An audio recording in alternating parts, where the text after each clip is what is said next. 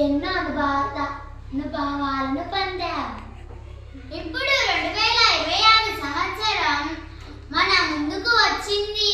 ఈ కొత్త సంవత్సరంలో మనం కొత్త ఆశయాలతో, కొత్త కలలతో, కొత్త లక్ష్యాలతో ముందుకు సాగుదాం. మన కలలని సాకారం చేయడానికి, మన లక్ష్యాలను సాధించడానికి కష్టపడదాం. మన జీవితంలో కొత్త మార్పులు తీసుకురావడానికి, మన విజయాలను సాధించడానికి ప్రయత్నిద్దాం.